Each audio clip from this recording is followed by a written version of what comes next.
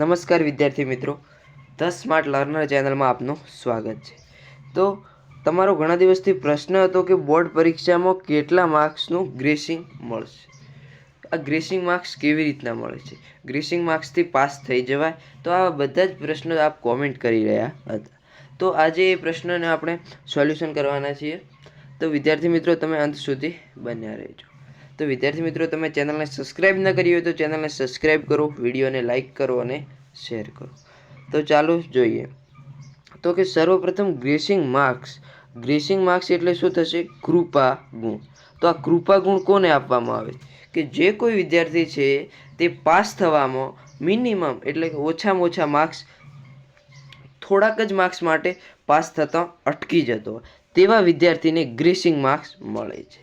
તો જો વિદ્યાર્થી કોઈ પાસ થતો થોડા જ માર્ક્સ તેને ખૂટે છે તો તેવા વિદ્યાર્થીને ગ્રેસિંગ માર્ક્સ મળે છે. અને જો કોઈ પાસ છે તો પાસને કોઈ પણ ગ્રેસિંગ માર્ક્સ આપવામાં આવતા નથી. તો ચાલો જોઈએ.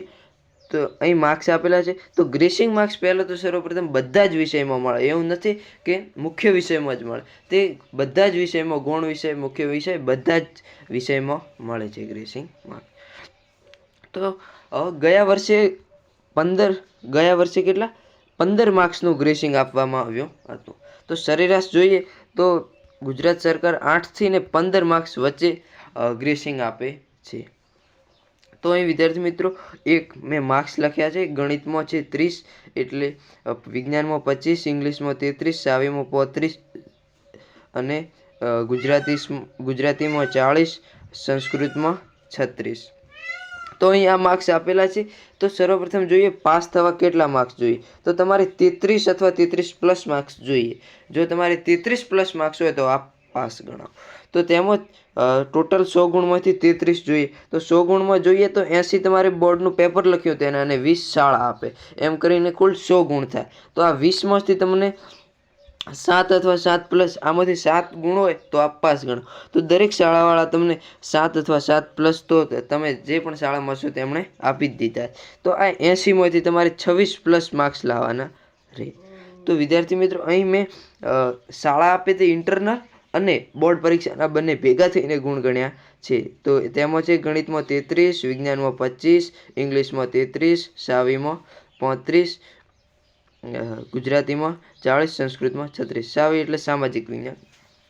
તો આમાં દેખો, તમે જોઈ શકો છો, ગણિતમાં 30 છે માટે પાસ નથી, વિજ્ઞાનમાં 25 છે માટે આ પણ પાસ વિજ્ઞાનમાં નથી, ઇંગ્લિશમાં 33 છે તો આ પાસ છે, ઇંગ્લિશમાં પાસ, સામાજિકમાં પાસ, ગુજરાતીમાં પાસ અને સંસ્કૃતમાં પાસ છે.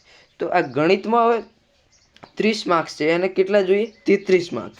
તો કેટલા ખૂટે? 3 માર્ક્સ ખૂટે. અને વિજ્ઞાનમાં કેટલા માર્ક્સ ખૂટે? 25 છે એટલે 8 માર્ક્સ ખૂટે. જો આ વિદ્યાર્થીને ગણિતમાં 3 ખૂટે છે અને વિજ્ઞાનમાં 8 ખૂટે છે. આપણે માની લઈએ કે ગુજરાત સરકાર આ વખતે 10 માર્ક્સનું ગ્રેસિંગ આપે તો આનો સરવાળો કરીએ, 8 ને 3 કેટલા થાય? 11. તો 11 થાય તો આને 11 માર્ક્સ ખૂટે છે. પણ ગુજરાત સરકાર જો આ વખતે 10 માર્ક્સનું ગ્રેસિંગ આપે છે તો આ વિદ્યાર્થી કેવો કહેવાય? ફેલ કહેવાય. આ વિદ્યાર્થી પાસ થઈ શકે નહીં. ગ્રેસિંગ માર્ક્સ આપતા પણ પાસ થઈ શકે નહીં. પણ જો આ વખતે 11 માર્ક્સનું ગ્રેસિંગ મળે છે, 11 માર્ક્સનું, તો આ વિદ્યાર્થી કેવો થશે? પાસ થશે. અને ધારો કે આપણે માની લઈએ કે ગણિતમાં 31 છે અને વિજ્ઞાનમાં 25 છે, તો આને કેટલા માર્ક્સ ખૂટે? 2 અને 8. તો 8 ને 2 10 થાય. તો 10 માર્ક્સનું ગ્રેસિંગ આપે તો આ વિદ્યાર્થી પાસ થઈ. એવું નથી કે ગણિત વિજ્ઞાનમાં જ આવી રીતના, દરેક વિષયમાં ભલે તમારે 1 માર્ક્સ ખૂટતો હોય તો ટોટલ 6 માર્ક્સ થાય. તો આ 6 માર્ક્સ તમને ગ્રેસિંગમાં આપી દે.